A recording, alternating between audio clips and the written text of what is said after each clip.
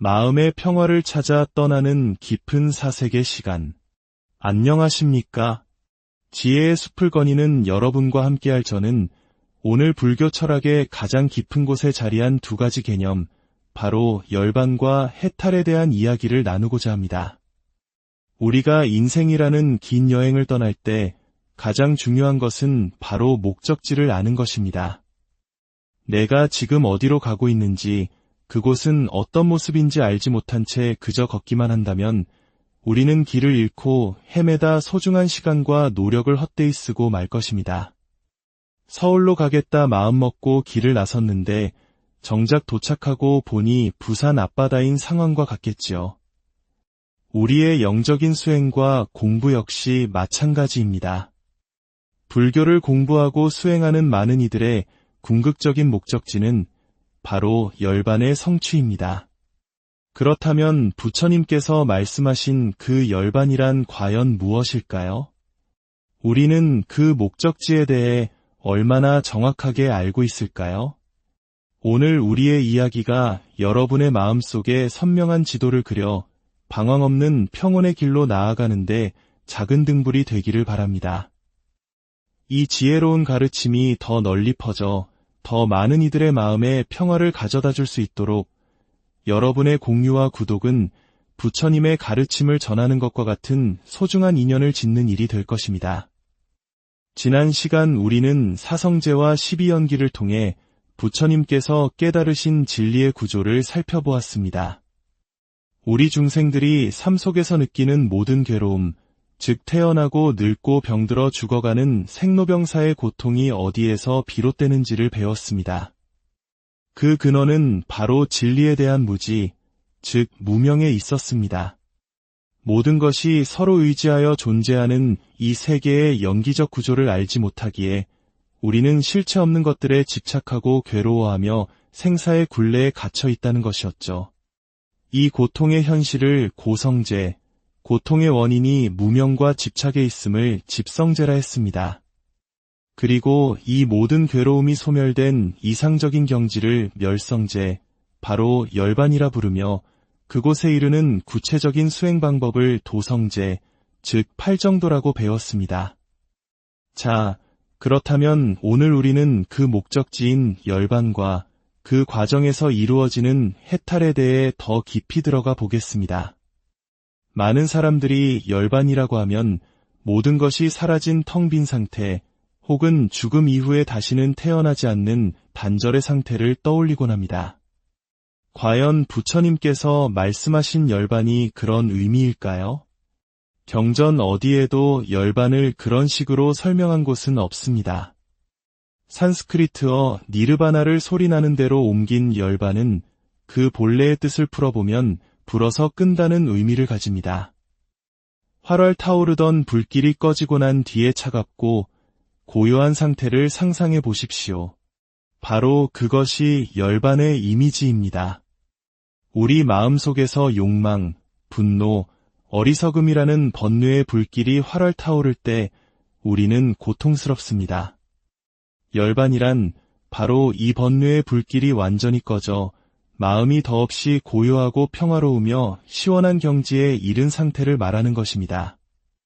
모든 괴로움이 소멸된 자리, 더 이상 괴로움이 일어날 수 없는 절대적인 평온의 상태인 것이죠. 그렇다면 이런 질문이 생길 수 있습니다. 깨달음을 얻은 부처님은 육체의 고통도 느끼지 못했는가? 돌덩이나 나무 토막처럼 아무 감각도 없는 존재가 되는 것인가? 결코 그렇지 않습니다. 불교에서 말하는 괴로움의 소멸은 생물학적인 신체적 고통의 소멸을 의미하는 것이 아닙니다. 사실 우리 몸이 느끼는 통증은 매우 중요한 생존 신호입니다. 뜨거운 것에 손을 댔을 때 통증을 느끼지 못한다면 손이 타들어가도 알 수 없을 것입니다. 감기에 걸렸을 때 기침이 나는 것은 몸 안의 나쁜 것들을 밖으로 내보내려는 자연스러운 치유 과정이며 내 몸에 이상이 생겼음을 알려주는 고마운 정보입니다. 이러한 신체적 감각들은 우리가 극복해야 할 괴로움이 아니라 우리의 몸을 건강하게 유지하기 위한 소중한 정보 체계입니다. 만약 수행을 통해 통증을 느끼지 못하게 되는 것이 목표라면 굳이 사찰에 가서 수행할 필요 없이 병원에 가서 마취 주사를 맞는 편이 훨씬 빠를 것입니다. 불교가 주목하는 괴로움은 바로 마음의 고통입니다. 똑같은 것을 보고 똑같은 소리를 들어도 왜 우리는 각기 다른 감정을 느낄까요? 길가에 핀 아름다운 꽃을 보고 누군가는 기쁨을 느끼지만 꽃 알레르기가 있는 사람은 괴로움을 느낍니다. 이처럼 기쁨과 괴로움은 꽃 자체에 있는 것이 아니라 그 꽃을 바라보는 나의 마음이 만들어내는 것입니다. 내 눈과 귀, 코, 혀, 몸을 통해 들어오는 외부의 자극들이 내 안의 생각과 기억, 가치관과 만나면서 즐거움, 괴로움, 무덤덤함이라는 감정이 일어납니다. 우리는 보통 즐거움은 밖에 있는 좋은 것이 내 안으로 들어온 것이라 생각하고 괴로움은 밖에 있는 나쁜 것이 나를 공격한 것이라 여깁니다. 그래서 좋은 것을 더 많이 가지려 욕심내고 집착하며 나쁜 것은 어떻게든 피하려 애쓰면서 끊임없는 마음의 전쟁을 치릅니다. 하지만 이 모든 즐거움과 괴로움이 사실은 외부 대상이 아닌 내 마음의 작용이라는 연기법의 진리를 깨닫게 되면 우리는 외부의 자극에 쉽게 흔들리지 않는 마음의 평정을 얻을 수 있습니다. 어느 날 한 브라만이 부처님을 찾아와 온갖 심한 욕설을 퍼부었습니다. 그의 아들이 부처님의 제자로 출가해버린 것에 분노했기 때문입니다. 그는 부처님을 향해 당신이 뭔데 멀쩡한 내 아들을 꿰어 집안의 대를 끊게 만드느냐며 격렬하게 비난했습니다. 하지만 부처님은 그 모든 욕설을 아무 말 없이 그저 고요한 미소로 듣고만 계셨습니다. 한참을 혼자 떠들던 브라만은 아무런 반응이 없는 부처님 앞에서 점차 기세가 꺾였습니다. 그가 잠잠해지자 부처님께서 조용히 물으셨습니다. 그대여, 그대는 집에 손님을 초대하여 잔치를 벌인 적이 있습니까? 물론 있습니다. 만약 그대가 정성껏 차린 음식을 손님이 하나도 먹지 않는다면 그 음식은 누구의 것이 됩니까? 그야 당연히 주최한 저의 것이 되지요. 부처님께서 말씀하셨습니다. 바로 그렇습니다. 그대는 지금 저에게 거대한 욕설의 잔치를 베풀었지만 저는 그 음식을 단 하나도 받지 않았습니다. 그러니 그 모든 욕설은 이제 온전히 그대의 것이 되었습니다. 이 이야기처럼 세상의 그 어떤 비난이나 칭찬도 내가 그것을 나의 것으로 받아들이지 않으면 나에게 아무런 영향을 미칠 수 없습니다. 누군가 나를 향해 욕을 할 때 그 욕을 받는 나라는 실체를 세우기 때문에 우리는 상처받고 분노합니다. 누군가 나를 칭찬할 때 그 칭찬을 받는 나를 내세우기 때문에 우리는 우쭐대고 교만해집니다. 하지만 그 중심에 있는 나라는 것을 잠시 내려놓고 바라보면 거기에는 그저 욕하는 소리와 칭찬하는 소리가 있을 뿐입니다. 마치 바람 소리가 스쳐 지나가듯 그 소리에 상처받거나 흔들리는 나는 본래 존재하지 않는다는 것을 깨닫게 됩니다. 이것이 바로 무아, 즉 고정된 실체로서의 나는 없다는 가르침입니다. 우리는 종종 자신을 하나의 고정된 명사로 생각하는 경향이 있습니다.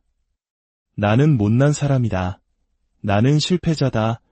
혹은 나는 잘난 사람이다. 와 같이 말입니다. 다른 사람의 비판에 깊이 상처받고 위축되는 이유도 내가 생각하는 이상적인 나와 현실의 나 사이에 큰 간극이 있기 때문입니다. 나는 이 정도는 되어야 하는데라는 기대에 미치지 못하는 자신을 보며 좌절하는 것입니다. 하지만 부처님의 가르침에 따르면 나는 고정된 명사가 아니라 끊임없이 변화하는 동사입니다. 못난 사람이라는 존재가 따로 있는 것이 아니라 못난 행동을 하고 있는 상태가 있을 뿐입니다. 잘난 사람이 정해져 있는 것이 아니라 지혜로운 행동을 하고 있는 과정이 있을 뿐입니다. 마치 운동을 하지 않아 근육이 없는 사람이 꾸준히 운동을 통해 근육을 만들어가듯 지금의 내가 부족하다는 것을 알았다면 좌절할 것이 아니라 더 나은 내가 되기 위해 노력하고 행동하면 됩니다. 우리는 언제든 변화할 수 있는 가능성의 존재입니다. 몸에 때가 묻었다면 스스로를 비관할 것이 아니라 그저 씻어내면 깨끗해지는 것과 같은 이치입니다. 이렇게 나라는 고정된 실체가 없다는 무아의 진리를 체득하고 모든 것이 텅 비어 있다는 공의 도리를 깨달아 외부의 어떤 자극에도 마음이 흔들리지 않는 평정한 상태를 유지하는 것. 번뇌의 불길이 꺼진 고요한 마음으로 세상을 있는 그대로 바라볼 수 있게 되는 것. 이것이 바로 부처님께서 말씀하신 열반의 경지이며 이러한 겹겹의 속박과 관념으로부터 하나씩 벗어나는 과정을 해탈이라고 부르는 것입니다. 해탈은 단 한 번에 이루어지는 것이 아니라 마치 감옥에서 풀려나듯 낡은 생각의 감옥, 집착의 감옥에서 단계적으로 벗어나 완전한 자유에 이르는 여정인 셈입니다. 업은 있으나 그 업을 짓는 고정된 행위자는 없다는 어뷰이자 무작자의 가르침처럼 우리는 삶이라는 무대 위에서 끊임없이 행동하고 경험하지만 그 모든 것을 소유하고 집착하는 나라는 주인공은 본래 텅 비어 있습니다. 이 진리를 깨달을 때 우리는 비로소 모든 괴로움의 뿌리로부터 자유로워질 수 있습니다.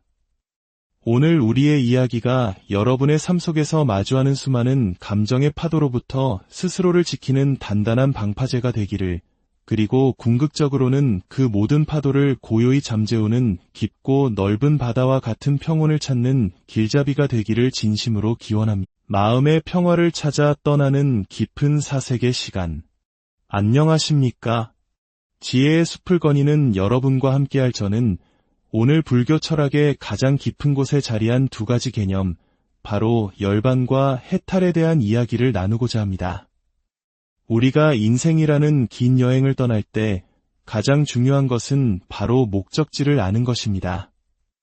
내가 지금 어디로 가고 있는지, 그곳은 어떤 모습인지 알지 못한 채 그저 걷기만 한다면 우리는 길을 잃고 헤매다 소중한 시간과 노력을 헛되이 쓰고 말 것입니다. 서울로 가겠다 마음먹고 길을 나섰는데 정작 도착하고 보니 부산 앞바다인 상황과 같겠지요. 우리의 영적인 수행과 공부 역시 마찬가지입니다. 불교를 공부하고 수행하는 많은 이들의 궁극적인 목적지는 바로 열반의 성취입니다. 그렇다면 부처님께서 말씀하신 그 열반이란 과연 무엇일까요? 우리는 그 목적지에 대해 얼마나 정확하게 알고 있을까요? 오늘 우리의 이야기가 여러분의 마음속에 선명한 지도를 그려 방황 없는 평온의 길로 나아가는데 작은 등불이 되기를 바랍니다. 이 지혜로운 가르침이 더 널리 퍼져 더 많은 이들의 마음에 평화를 가져다 줄 수 있도록 여러분의 공유와 구독은 부처님의 가르침을 전하는 것과 같은 소중한 인연을 짓는 일이 될 것입니다. 지난 시간 우리는 사성제와 12연기를 통해 부처님께서 깨달으신 진리의 구조를 살펴보았습니다. 우리 중생들이 삶 속에서 느끼는 모든 괴로움, 즉 태어나고 늙고 병들어 죽어가는 생로병사의 고통이 어디에서 비롯되는지를 배웠습니다. 그 근원은 바로 진리에 대한 무지, 즉 무명에 있었습니다. 모든 것이 서로 의지하여 존재하는 이 세계의 연기적 구조를 알지 못하기에 우리는 실체 없는 것들에 집착하고 괴로워하며 생사의 굴레에 갇혀 있다는 것이었죠. 이 고통의 현실을 고성제, 고통의 원인이 무명과 집착에 있음을 집성제라 했습니다.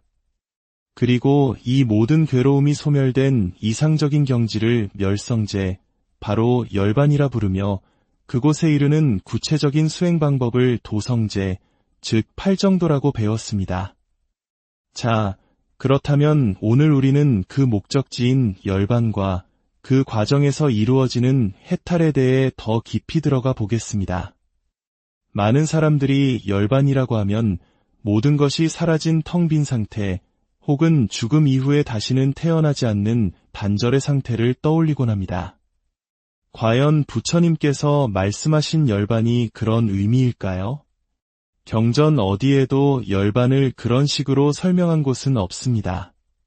산스크리트어 니르바나를 소리나는 대로 옮긴 열반은 그 본래의 뜻을 풀어보면 불어서 끈다는 의미를 가집니다.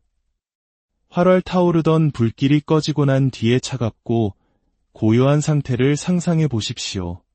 바로 그것이 열반의 이미지입니다. 우리 마음속에서 욕망, 분노, 어리석음이라는 번뇌의 불길이 활활 타오를 때 우리는 고통스럽습니다. 열반이란 바로 이 번뇌의 불길이 완전히 꺼져 마음이 더없이 고요하고 평화로우며 시원한 경지에 이른 상태를 말하는 것입니다. 모든 괴로움이 소멸된 자리, 더 이상 괴로움이 일어날 수 없는 절대적인 평온의 상태인 것이죠. 그렇다면 이런 질문이 생길 수 있습니다. 깨달음을 얻은 부처님은 육체의 고통도 느끼지 못했는가? 돌덩이나 나무 토막처럼 아무 감각도 없는 존재가 되는 것인가? 결코 그렇지 않습니다. 불교에서 말하는 괴로움의 소멸은 생물학적인 신체적 고통의 소멸을 의미하는 것이 아닙니다. 사실 우리 몸이 느끼는 통증은 매우 중요한 생존 신호입니다. 뜨거운 것에 손을 댔을 때 통증을 느끼지 못한다면 손이 타들어가도 알 수 없을 것입니다. 감기에 걸렸을 때 기침이 나는 것은 몸 안의 나쁜 것들을 밖으로 내보내려는 자연스러운 치유 과정이며 내 몸에 이상이 생겼음을 알려주는 고마운 정보입니다. 이러한 신체적 감각들은 우리가 극복해야 할 괴로움이 아니라 우리의 몸을 건강하게 유지하기 위한 소중한 정보체계입니다.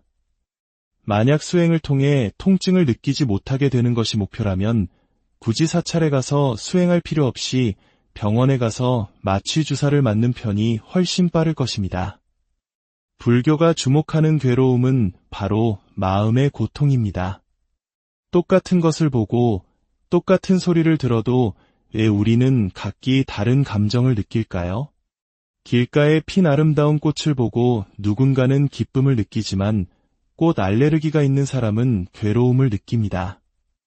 이처럼 기쁨과 괴로움은 꽃 자체에 있는 것이 아니라 그 꽃을 바라보는 나의 마음이 만들어내는 것입니다. 내 눈과 귀, 코, 혀, 몸을 통해 들어오는 외부의 자극들이 내 안의 생각과 기억, 가치관과 만나면서 즐거움, 괴로움, 무덤덤함이라는 감정이 일어납니다. 우리는 보통 즐거움은 밖에 있는 좋은 것이 내 안으로 들어온 것이라 생각하고 괴로움은 밖에 있는 나쁜 것이 나를 공격한 것이라 여깁니다. 그래서 좋은 것을 더 많이 가지려 욕심내고 집착하며 나쁜 것은 어떻게든 피하려 애쓰면서 끊임없는 마음의 전쟁을 치릅니다. 하지만 이 모든 즐거움과 괴로움이 사실은 외부 대상이 아닌 내 마음의 작용이라는 연기법의 진리를 깨닫게 되면 우리는 외부의 자극에 쉽게 흔들리지 않는 마음의 평정을 얻을 수 있습니다. 어느 날 한 브라만이 부처님을 찾아와 온갖 심한 욕설을 퍼부었습니다.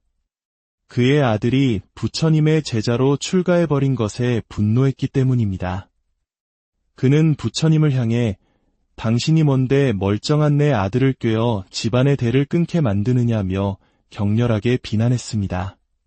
하지만 부처님은 그 모든 욕설을 아무 말 없이 그저 고요한 미소로 듣고만 계셨습니다. 한참을 혼자 떠들던 브라만은 아무런 반응이 없는 부처님 앞에서 점차 기세가 꺾였습니다. 그가 잠잠해지자 부처님께서 조용히 물으셨습니다. 그대여, 그대는 집에 손님을 초대하여 잔치를 벌인 적이 있습니까? 물론 있습니다. 만약 그대가 정성껏 차린 음식을 손님이 하나도 먹지 않는다면 그 음식은 누구의 것이 됩니까? 그야 당연히 주최한 저의 것이 되지요. 부처님께서 말씀하셨습니다. 바로 그렇습니다. 그대는 지금 저에게 거대한 욕설의 잔치를 베풀었지만 저는 그 음식을 단 하나도 받지 않았습니다. 그러니 그 모든 욕설은 이제 온전히 그대의 것이 되었습니다. 이 이야기처럼 세상의 그 어떤 비난이나 칭찬도 내가 그것을 나의 것으로 받아들이지 않으면 나에게 아무런 영향을 미칠 수 없습니다. 누군가 나를 향해 욕을 할 때 그 욕을 받는 나라는 실체를 세우기 때문에 우리는 상처받고 분노합니다. 누군가 나를 칭찬할 때 그 칭찬을 받는 나를 내세우기 때문에 우리는 우쭐대고 교만해집니다. 하지만 그 중심에 있는 나라는 것을 잠시 내려놓고 바라보면 거기에는 그저 욕하는 소리와 칭찬하는 소리가 있을 뿐입니다. 마치 바람 소리가 스쳐 지나가듯 그 소리에 상처받거나 흔들리는 나는 본래 존재하지 않는다는 것을 깨닫게 됩니다. 이것이 바로 무아, 즉 고정된 실체로서의 나는 없다는 가르침입니다. 우리는 종종 자신을 하나의 고정된 명사로 생각하는 경향이 있습니다. 나는 못난 사람이다. 나는 실패자다. 혹은 나는 잘난 사람이다. 와 같이 말입니다. 다른 사람의 비판에 깊이 상처받고 위축되는 이유도 내가 생각하는 이상적인 나와 현실의 나 사이에 큰 간극이 있기 때문입니다. 나는 이 정도는 되어야 하는데라는 기대에 미치지 못하는 자신을 보며 좌절하는 것입니다. 하지만 부처님의 가르침에 따르면 나는 고정된 명사가 아니라 끊임없이 변화하는 동사입니다. 못난 사람이라는 존재가 따로 있는 것이 아니라 못난 행동을 하고 있는 상태가 있을 뿐입니다. 잘난 사람이 정해져 있는 것이 아니라 지혜로운 행동을 하고 있는 과정이 있을 뿐입니다. 마치 운동을 하지 않아 근육이 없는 사람이 꾸준히 운동을 통해 근육을 만들어가듯 지금의 내가 부족하다는 것을 알았다면 좌절할 것이 아니라 더 나은 내가 되기 위해 노력하고 행동하면 됩니다. 우리는 언제든 변화할 수 있는 가능성의 존재입니다. 몸에 때가 묻었다면 스스로를 비관할 것이 아니라 그저 씻어내면 깨끗해지는 것과 같은 이치입니다. 이렇게 나라는 고정된 실체가 없다는 무아의 진리를 체득하고 모든 것이 텅 비어 있다는 공의 도리를 깨달아 외부의 어떤 자극에도 마음이 흔들리지 않는 평정한 상태를 유지하는 것. 번뇌의 불길이 꺼진 고요한 마음으로 세상을 있는 그대로 바라볼 수 있게 되는 것. 이것이 바로 부처님께서 말씀하신 열반의 경지이며 이러한 겹겹의 속박과 관념으로부터 하나씩 벗어나는 과정을 해탈이라고 부르는 것입니다. 해탈은 단 한 번에 이루어지는 것이 아니라 마치 감옥에서 풀려나듯 낡은 생각의 감옥, 집착의 감옥에서 단계적으로 벗어나 완전한 자유에 이르는 여정인 셈입니다. 업은 있으나 그 업을 짓는 고정된 행위자는 없다는 어뷰이자 무작자의 가르침처럼 우리는 삶이라는 무대 위에서 끊임없이 행동하고 경험하지만 그 모든 것을 소유하고 집착하는 나라는 주인공은 본래 텅 비어 있습니다. 이 진리를 깨달을 때 우리는 비로소 모든 괴로움의 뿌리로부터 자유로워질 수 있습니다. 오늘 우리의 이야기가 여러분의 삶 속에서 마주하는 수많은 감정의 파도로부터 스스로를 지키는 단단한 방파제가 되기를, 그리고 궁극적으로는 그 모든 파도를 고요히 잠재우는 깊고 넓은 바다와 같은 평온을 찾는 길잡이가 되기를 진심으로 기원합니다. 마음의 평화를 찾아 떠나는 깊은 사색의 시간. 안녕하십니까? 지혜의 숲을 거니는 여러분과 함께할 저는 오늘 불교 철학의 가장 깊은 곳에 자리한 두 가지 개념, 바로 열반과 해탈에 대한 이야기를 나누고자 합니다. 우리가 인생이라는 긴 여행을 떠날 때 가장 중요한 것은 바로 목적지를 아는 것입니다. 내가 지금 어디로 가고 있는지, 그곳은 어떤 모습인지 알지 못한 채 그저 걷기만 한다면 우리는 길을 잃고 헤매다 소중한 시간과 노력을 헛되이 쓰고 말 것입니다. 서울로 가겠다 마음먹고 길을 나섰는데 정작 도착하고 보니 부산 앞바다인 상황과 같겠지요. 우리의 영적인 수행과 공부 역시 마찬가지입니다. 불교를 공부하고 수행하는 많은 이들의 궁극적인 목적지는 바로 열반의 성취입니다. 그렇다면 부처님께서 말씀하신 그 열반이란 과연 무엇일까요? 우리는 그 목적지에 대해 얼마나 정확하게 알고 있을까요? 오늘 우리의 이야기가 여러분의 마음속에 선명한 지도를 그려 방황 없는 평온의 길로 나아가는데 작은 등불이 되기를 바랍니다. 이 지혜로운 가르침이 더 널리 퍼져 더 많은 이들의 마음에 평화를 가져다 줄 수 있도록 여러분의 공유와 구독은 부처님의 가르침을 전하는 것과 같은 소중한 인연을 짓는 일이 될 것입니다. 지난 시간 우리는 사성제와 12연기를 통해 부처님께서 깨달으신 진리의 구조를 살펴보았습니다. 우리 중생들이 삶 속에서 느끼는 모든 괴로움, 즉 태어나고 늙고 병들어 죽어가는 생로병사의 고통이 어디에서 비롯되는지를 배웠습니다. 그 근원은 바로 진리에 대한 무지, 즉 무명에 있었습니다. 모든 것이 서로 의지하여 존재하는 이 세계의 연기적 구조를 알지 못하기에 우리는 실체 없는 것들에 집착하고 괴로워하며 생사의 굴레에 갇혀 있다는 것이었죠. 이 고통의 현실을 고성제, 고통의 원인이 무명과 집착에 있음을 집성제라 했습니다. 그리고 이 모든 괴로움이 소멸된 이상적인 경지를 멸성제, 바로 열반이라 부르며 그곳에 이르는 구체적인 수행 방법을 도성제, 즉 팔정도라고 배웠습니다. 자, 그렇다면 오늘 우리는 그 목적지인 열반과 그 과정에서 이루어지는 해탈에 대해 더 깊이 들어가 보겠습니다. 많은 사람들이 열반이라고 하면 모든 것이 사라진 텅 빈 상태, 혹은 죽음 이후에 다시는 태어나지 않는 단절의 상태를 떠올리곤 합니다. 과연 부처님께서 말씀하신 열반이 그런 의미일까요? 경전 어디에도 열반을 그런 식으로 설명한 곳은 없습니다. 산스크리트어 니르바나를 소리나는 대로 옮긴 열반은 그 본래의 뜻을 풀어보면 불어서 끈다는 의미를 가집니다. 활활 타오르던 불길이 꺼지고 난 뒤에 차갑고 고요한 상태를 상상해 보십시오. 바로 그것이 열반의 이미지입니다.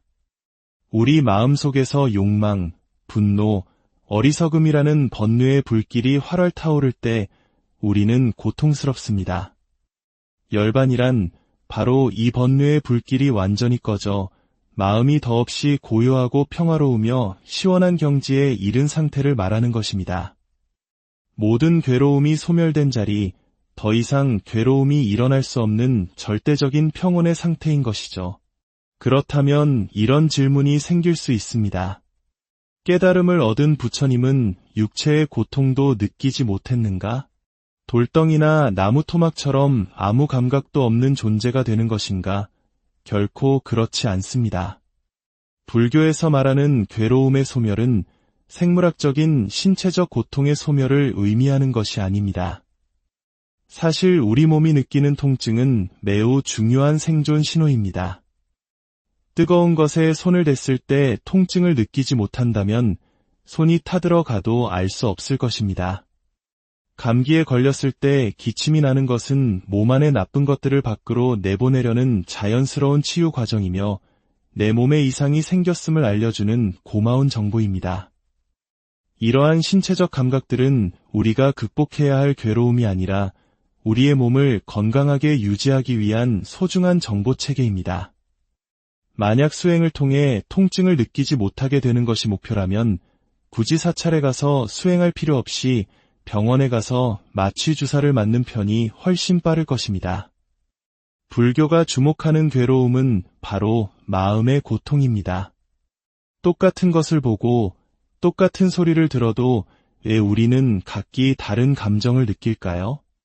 길가에 핀 아름다운 꽃을 보고 누군가는 기쁨을 느끼지만 꽃 알레르기가 있는 사람은 괴로움을 느낍니다. 이처럼 기쁨과 괴로움은 꽃 자체에 있는 것이 아니라 그 꽃을 바라보는 나의 마음이 만들어내는 것입니다. 내 눈과 귀, 코, 혀, 몸을 통해 들어오는 외부의 자극들이 내 안의 생각과 기억, 가치관과 만나면서 즐거움, 괴로움, 무덤덤함이라는 감정이 일어납니다. 우리는 보통 즐거움은 밖에 있는 좋은 것이 내 안으로 들어온 것이라 생각하고 괴로움은 밖에 있는 나쁜 것이 나를 공격한 것이라 여깁니다. 그래서 좋은 것을 더 많이 가지려 욕심내고 집착하며 나쁜 것은 어떻게든 피하려 애쓰면서 끊임없는 마음의 전쟁을 치릅니다. 하지만 이 모든 즐거움과 괴로움이 사실은 외부 대상이 아닌 내 마음의 작용이라는 연기법의 진리를 깨닫게 되면 우리는 외부의 자극에 쉽게 흔들리지 않는 마음의 평정을 얻을 수 있습니다. 어느 날 한 브라만이 부처님을 찾아와 온갖 심한 욕설을 퍼부었습니다. 그의 아들이 부처님의 제자로 출가해버린 것에 분노했기 때문입니다. 그는 부처님을 향해 당신이 뭔데 멀쩡한 내 아들을 꿰어 집안의 대를 끊게 만드느냐며 격렬하게 비난했습니다. 하지만 부처님은 그 모든 욕설을 아무 말 없이 그저 고요한 미소로 듣고만 계셨습니다. 한참을 혼자 떠들던 브라만은 아무런 반응이 없는 부처님 앞에서 점차 기세가 꺾였습니다. 그가 잠잠해지자 부처님께서 조용히 물으셨습니다. 그대여, 그대는 집에 손님을 초대하여 잔치를 벌인 적이 있습니까? 물론 있습니다. 만약 그대가 정성껏 차린 음식을 손님이 하나도 먹지 않는다면 그 음식은 누구의 것이 됩니까? 그야 당연히 주최한 저의 것이 되지요. 부처님께서 말씀하셨습니다. 바로 그렇습니다. 그대는 지금 저에게 거대한 욕설의 잔치를 베풀었지만 저는 그 음식을 단 하나도 받지 않았습니다. 그러니 그 모든 욕설은 이제 온전히 그대의 것이 되었습니다. 이 이야기처럼 세상의 그 어떤 비난이나 칭찬도 내가 그것을 나의 것으로 받아들이지 않으면 나에게 아무런 영향을 미칠 수 없습니다. 누군가 나를 향해 욕을 할 때 그 욕을 받는 나라는 실체를 세우기 때문에 우리는 상처받고 분노합니다. 누군가 나를 칭찬할 때 그 칭찬을 받는 나를 내세우기 때문에 우리는 우쭐대고 교만해집니다. 하지만 그 중심에 있는 나라는 것을 잠시 내려놓고 바라보면 거기에는 그저 욕하는 소리와 칭찬하는 소리가 있을 뿐입니다. 마치 바람 소리가 스쳐 지나가듯 그 소리에 상처받거나 흔들리는 나는 본래 존재하지 않는다는 것을 깨닫게 됩니다. 이것이 바로 무아, 즉 고정된 실체로서의 나는 없다는 가르침입니다. 우리는 종종 자신을 하나의 고정된 명사로 생각하는 경향이 있습니다. 나는 못난 사람이다. 나는 실패자다. 혹은 나는 잘난 사람이다. 와 같이 말입니다. 다른 사람의 비판에 깊이 상처받고 위축되는 이유도 내가 생각하는 이상적인 나와 현실의 나 사이에 큰 간극이 있기 때문입니다. 나는 이 정도는 되어야 하는데라는 기대에 미치지 못하는 자신을 보며 좌절하는 것입니다. 하지만 부처님의 가르침에 따르면 나는 고정된 명사가 아니라 끊임없이 변화하는 동사입니다. 못난 사람이라는 존재가 따로 있는 것이 아니라 못난 행동을 하고 있는 상태가 있을 뿐입니다. 잘난 사람이 정해져 있는 것이 아니라 지혜로운 행동을 하고 있는 과정이 있을 뿐입니다. 마치 운동을 하지 않아 근육이 없는 사람이 꾸준히 운동을 통해 근육을 만들어가듯 지금의 내가 부족하다는 것을 알았다면 좌절할 것이 아니라 더 나은 내가 되기 위해 노력하고 행동하면 됩니다. 우리는 언제든 변화할 수 있는 가능성의 존재입니다. 몸에 때가 묻었다면 스스로를 비관할 것이 아니라 그저 씻어내면 깨끗해지는 것과 같은 이치입니다. 이렇게 나라는 고정된 실체가 없다는 무아의 진리를 체득하고 모든 것이 텅 비어 있다는 공의 도리를 깨달아 외부의 어떤 자극에도 마음이 흔들리지 않는 평정한 상태를 유지하는 것. 번뇌의 불길이 꺼진 고요한 마음으로 세상을 있는 그대로 바라볼 수 있게 되는 것. 이것이 바로 부처님께서 말씀하신 열반의 경지이며 이러한 겹겹의 속박과 관념으로부터 하나씩 벗어나는 과정을 해탈이라고 부르는 것입니다. 해탈은 단 한 번에 이루어지는 것이 아니라 마치 감옥에서 풀려나듯 낡은 생각의 감옥, 집착의 감옥에서 단계적으로 벗어나 완전한 자유에 이르는 여정인 셈입니다. 업은 있으나 그 업을 짓는 고정된 행위자는 없다는 어뷰이자 무작자의 가르침처럼 우리는 삶이라는 무대 위에서 끊임없이 행동하고 경험하지만 그 모든 것을 소유하고 집착하는 나라는 주인공은 본래 텅 비어 있습니다. 이 진리를 깨달을 때 우리는 비로소 모든 괴로움의 뿌리로부터 자유로워질 수 있습니다. 오늘 우리의 이야기가 여러분의 삶 속에서 마주하는 수많은 감정의 파도로부터 스스로를 지키는 단단한 방파제가 되기를, 그리고 궁극적으로는 그 모든 파도를 고요히 잠재우는 깊고 넓은 바다와 같은 평온을 찾는 길잡이가 되기를 진심으로 기원합니다. 마음의 평화를 찾아 떠나는 깊은 사색의 시간. 안녕하십니까? 지혜의 숲을 거니는 여러분과 함께할 저는 오늘 불교 철학의 가장 깊은 곳에 자리한 두 가지 개념, 바로 열반과 해탈에 대한 이야기를 나누고자 합니다. 우리가 인생이라는 긴 여행을 떠날 때 가장 중요한 것은 바로 목적지를 아는 것입니다. 내가 지금 어디로 가고 있는지, 그곳은 어떤 모습인지 알지 못한 채 그저 걷기만 한다면 우리는 길을 잃고 헤매다 소중한 시간과 노력을 헛되이 쓰고 말 것입니다.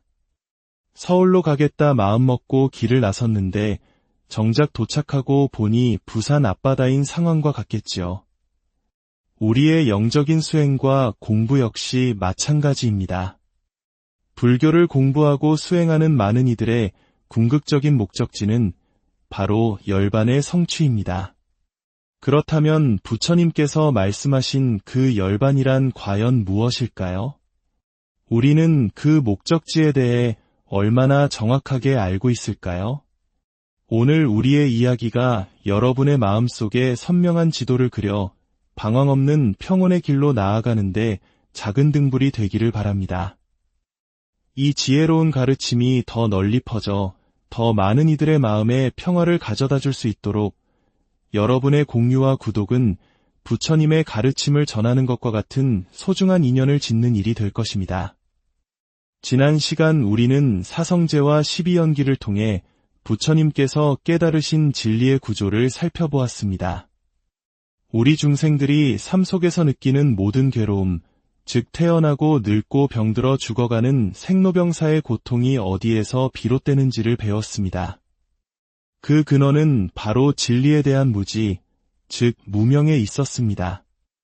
모든 것이 서로 의지하여 존재하는 이 세계의 연기적 구조를 알지 못하기에 우리는 실체 없는 것들에 집착하고 괴로워하며 생사의 굴레에 갇혀 있다는 것이었죠.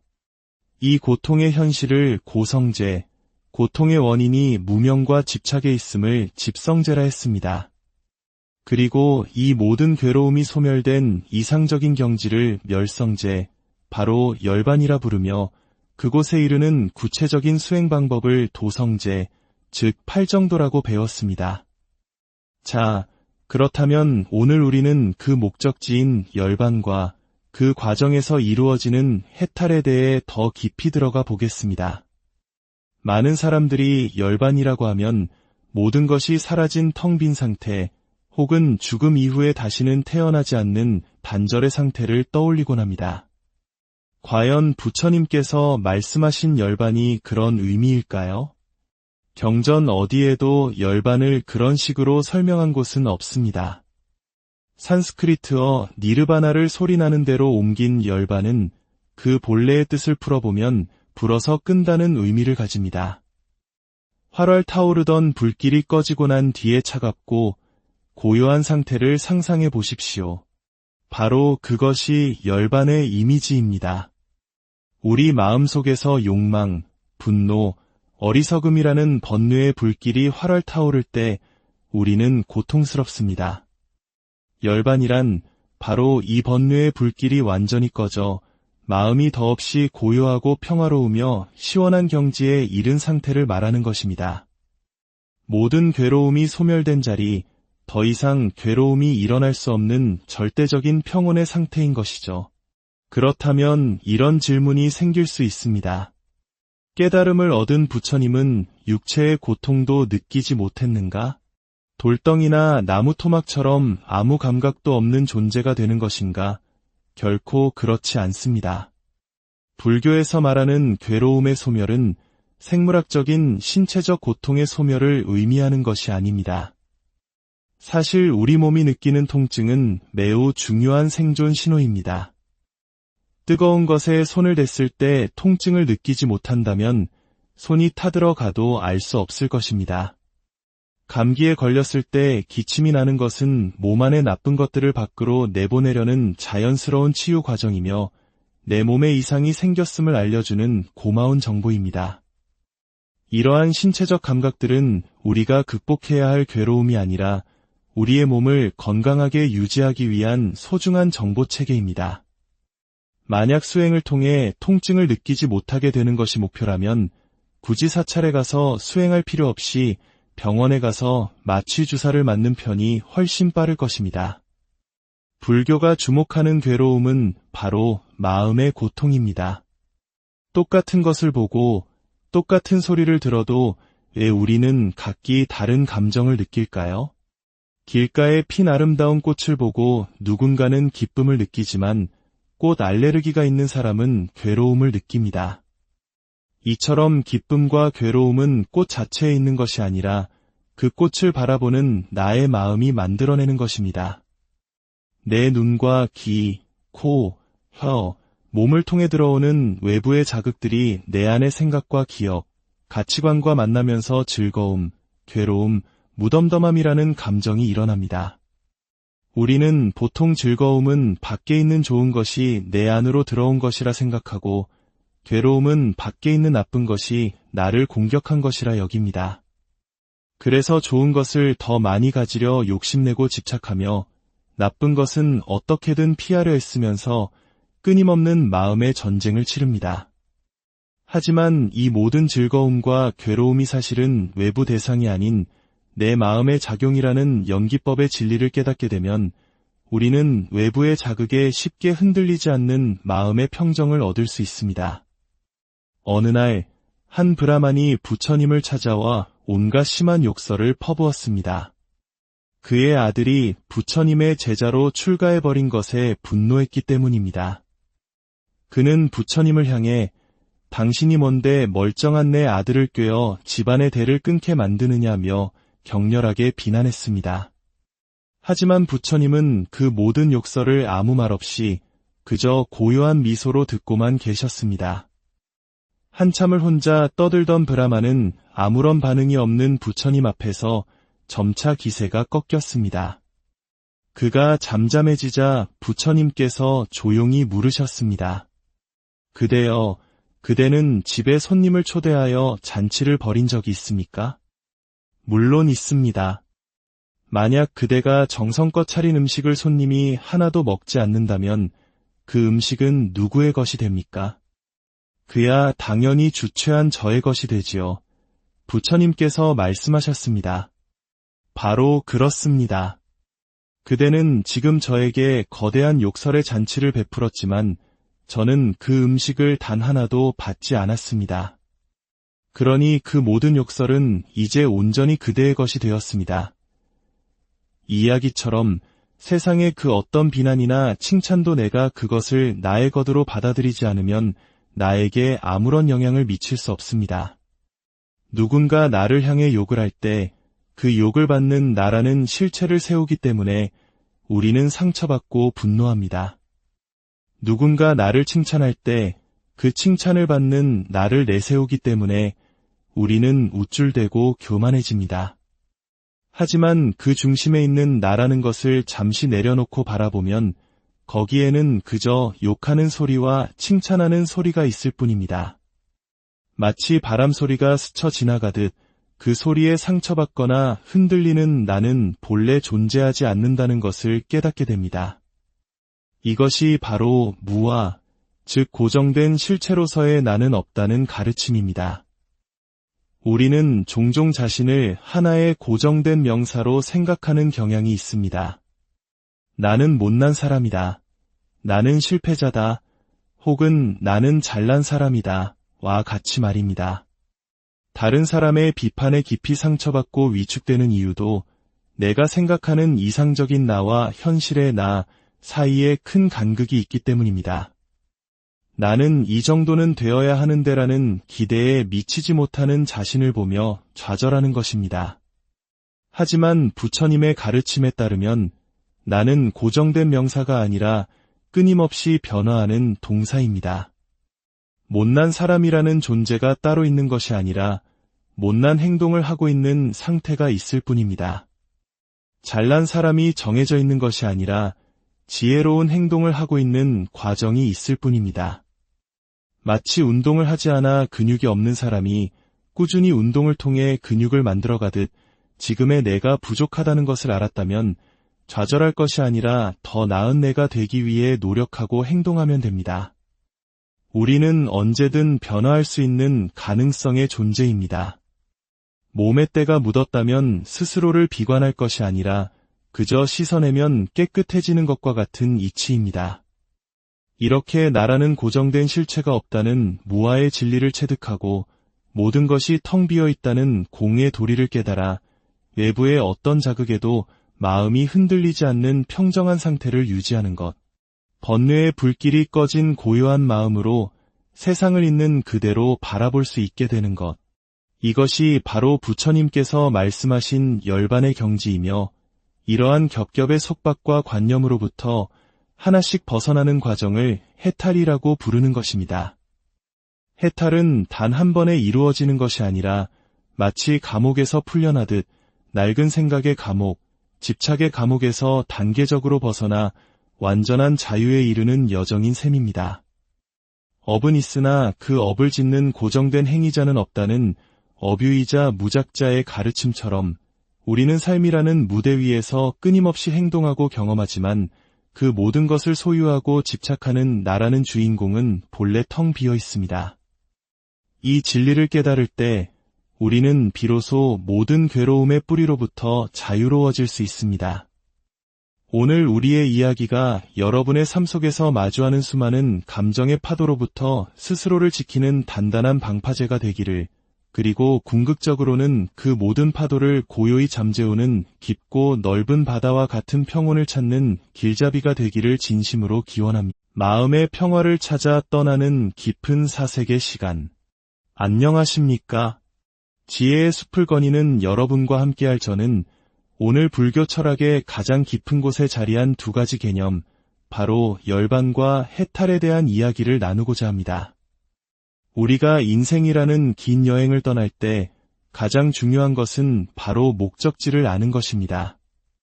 내가 지금 어디로 가고 있는지, 그곳은 어떤 모습인지 알지 못한 채 그저 걷기만 한다면 우리는 길을 잃고 헤매다 소중한 시간과 노력을 헛되이 쓰고 말 것입니다. 서울로 가겠다 마음먹고 길을 나섰는데 정작 도착하고 보니 부산 앞바다인 상황과 같겠지요. 우리의 영적인 수행과 공부 역시 마찬가지입니다. 불교를 공부하고 수행하는 많은 이들의 궁극적인 목적지는 바로 열반의 성취입니다. 그렇다면 부처님께서 말씀하신 그 열반이란 과연 무엇일까요? 우리는 그 목적지에 대해 얼마나 정확하게 알고 있을까요? 오늘 우리의 이야기가 여러분의 마음속에 선명한 지도를 그려 방황 없는 평온의 길로 나아가는데 작은 등불이 되기를 바랍니다. 이 지혜로운 가르침이 더 널리 퍼져 더 많은 이들의 마음에 평화를 가져다 줄 수 있도록 여러분의 공유와 구독은 부처님의 가르침을 전하는 것과 같은 소중한 인연을 짓는 일이 될 것입니다. 지난 시간 우리는 사성제와 12연기를 통해 부처님께서 깨달으신 진리의 구조를 살펴보았습니다. 우리 중생들이 삶 속에서 느끼는 모든 괴로움, 즉 태어나고 늙고 병들어 죽어가는 생로병사의 고통이 어디에서 비롯되는지를 배웠습니다. 그 근원은 바로 진리에 대한 무지, 즉 무명에 있었습니다.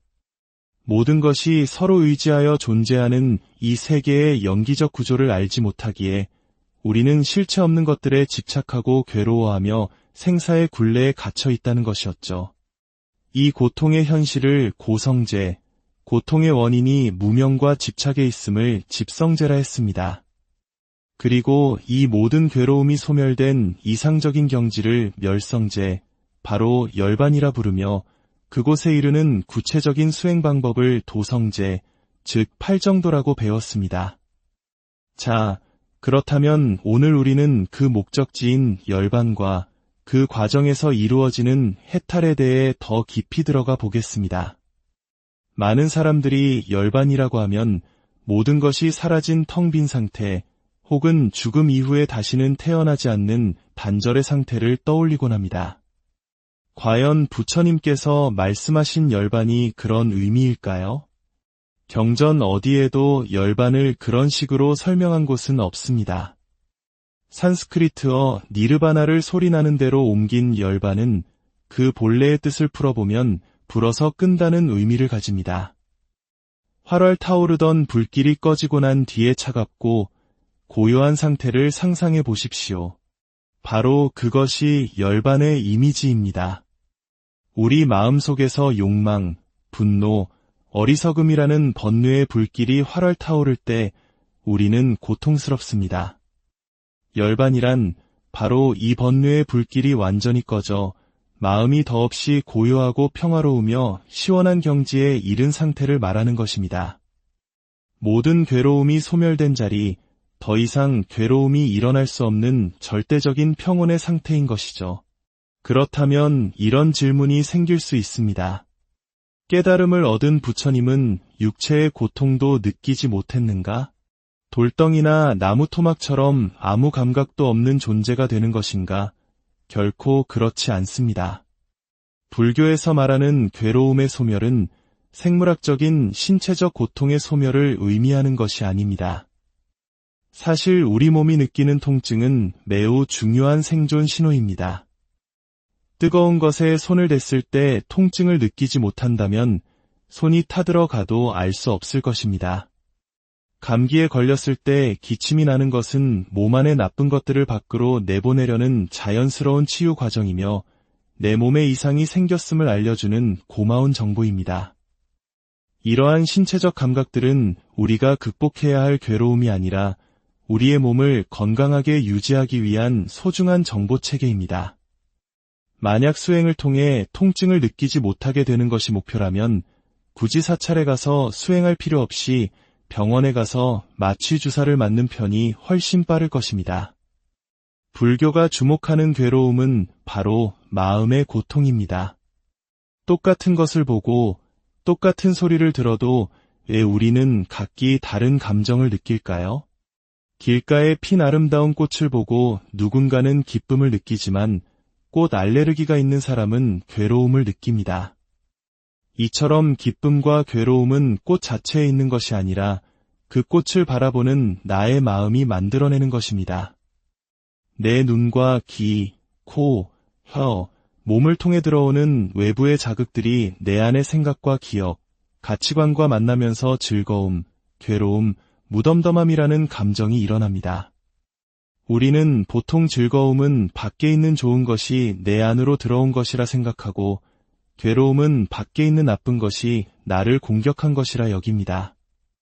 그래서 좋은 것을 더 많이 가지려 욕심내고 집착하며 나쁜 것은 어떻게든 피하려 애쓰면서 끊임없는 마음의 전쟁을 치릅니다. 하지만 이 모든 즐거움과 괴로움이 사실은 외부 대상이 아닌 내 마음의 작용이라는 연기법의 진리를 깨닫게 되면 우리는 외부의 자극에 쉽게 흔들리지 않는 마음의 평정을 얻을 수 있습니다. 어느 날 한 브라만이 부처님을 찾아와 온갖 심한 욕설을 퍼부었습니다. 그의 아들이 부처님의 제자로 출가해버린 것에 분노했기 때문입니다. 그는 부처님을 향해 당신이 뭔데 멀쩡한 내 아들을 꿰어 집안의 대를 끊게 만드느냐며 격렬하게 비난했습니다. 하지만 부처님은 그 모든 욕설을 아무 말 없이 그저 고요한 미소로 듣고만 계셨습니다. 한참을 혼자 떠들던 브라만은 아무런 반응이 없는 부처님 앞에서 점차 기세가 꺾였습니다. 그가 잠잠해지자 부처님께서 조용히 물으셨습니다. 그대여, 그대는 집에 손님을 초대하여 잔치를 벌인 적이 있습니까? 물론 있습니다. 만약 그대가 정성껏 차린 음식을 손님이 하나도 먹지 않는다면 그 음식은 누구의 것이 됩니까? 그야 당연히 주최한 저의 것이 되지요. 부처님께서 말씀하셨습니다. 바로 그렇습니다. 그대는 지금 저에게 거대한 욕설의 잔치를 베풀었지만 저는 그 음식을 단 하나도 받지 않았습니다. 그러니 그 모든 욕설은 이제 온전히 그대의 것이 되었습니다. 이 이야기처럼 세상의 그 어떤 비난이나 칭찬도 내가 그것을 나의 것으로 받아들이지 않으면 나에게 아무런 영향을 미칠 수 없습니다. 누군가 나를 향해 욕을 할 때 그 욕을 받는 나라는 실체를 세우기 때문에 우리는 상처받고 분노합니다. 누군가 나를 칭찬할 때 그 칭찬을 받는 나를 내세우기 때문에 우리는 우쭐대고 교만해집니다. 하지만 그 중심에 있는 나라는 것을 잠시 내려놓고 바라보면 거기에는 그저 욕하는 소리와 칭찬하는 소리가 있을 뿐입니다. 마치 바람 소리가 스쳐 지나가듯 그 소리에 상처받거나 흔들리는 나는 본래 존재하지 않는다는 것을 깨닫게 됩니다. 이것이 바로 무아, 즉 고정된 실체로서의 나는 없다는 가르침입니다. 우리는 종종 자신을 하나의 고정된 명사로 생각하는 경향이 있습니다. 나는 못난 사람이다. 나는 실패자다. 혹은 나는 잘난 사람이다. 와 같이 말입니다. 다른 사람의 비판에 깊이 상처받고 위축되는 이유도 내가 생각하는 이상적인 나와 현실의 나 사이에 큰 간극이 있기 때문입니다. 나는 이 정도는 되어야 하는데라는 기대에 미치지 못하는 자신을 보며 좌절하는 것입니다.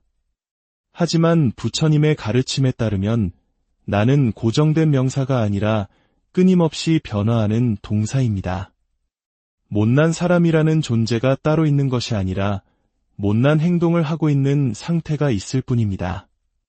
잘난 사람이 정해져 있는 것이 아니라 지혜로운 행동을 하고 있는 과정이 있을 뿐입니다.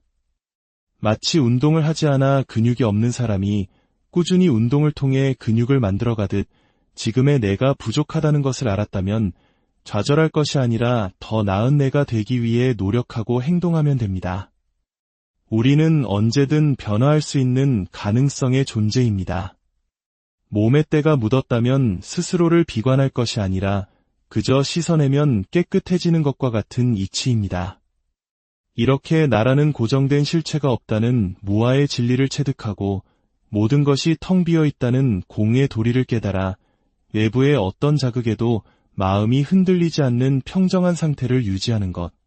번뇌의 불길이 꺼진 고요한 마음으로 세상을 있는 그대로 바라볼 수 있게 되는 것. 이것이 바로 부처님께서 말씀하신 열반의 경지이며 이러한 겹겹의 속박과 관념으로부터 하나씩 벗어나는 과정을 해탈이라고 부르는 것입니다. 해탈은 단 한 번에 이루어지는 것이 아니라 마치 감옥에서 풀려나듯 낡은 생각의 감옥, 집착의 감옥에서 단계적으로 벗어나 완전한 자유에 이르는 여정인 셈입니다. 업은 있으나 그 업을 짓는 고정된 행위자는 없다는 어뷰이자 무작자의 가르침처럼 우리는 삶이라는 무대 위에서 끊임없이 행동하고 경험하지만 그 모든 것을 소유하고 집착하는 나라는 주인공은 본래 텅 비어 있습니다. 이 진리를 깨달을 때 우리는 비로소 모든 괴로움의 뿌리로부터 자유로워질 수 있습니다. 오늘 우리의 이야기가 여러분의 삶 속에서 마주하는 수많은 감정의 파도로부터 스스로를 지키는 단단한 방파제가 되기를, 그리고 궁극적으로는 그 모든 파도를 고요히 잠재우는 깊고 넓은 바다와 같은 평온을 찾는 길잡이가 되기를 진심으로 기원합니다. 마음의 평화를 찾아 떠나는 깊은 사색의 시간. 안녕하십니까?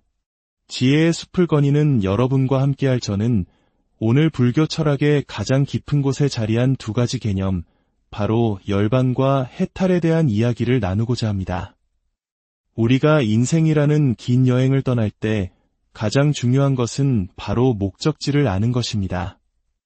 내가 지금 어디로 가고 있는지, 그곳은 어떤 모습인지 알지 못한 채 그저 걷기만 한다면 우리는 길을 잃고 헤매다 소중한 시간과 노력을 헛되이 쓰고 말 것입니다. 서울로 가겠다 마음먹고 길을 나섰는데 정작 도착하고 보니 부산 앞바다인 상황과 같겠지요. 우리의 영적인 수행과 공부 역시 마찬가지입니다. 불교를 공부하고 수행하는 많은 이들의 궁극적인 목적지는 바로 열반의 성취입니다. 그렇다면 부처님께서 말씀하신 그 열반이란 과연 무엇일까요? 우리는 그 목적지에 대해 얼마나 정확하게 알고 있을까요? 오늘 우리의 이야기가 여러분의 마음속에 선명한 지도를 그려 방황 없는 평온의 길로 나아가는데 작은 등불이 되기를 바랍니다. 이 지혜로운 가르침이 더 널리 퍼져 더 많은 이들의 마음에 평화를 가져다 줄 수 있도록 여러분의 공유와 구독은 부처님의 가르침을 전하는 것과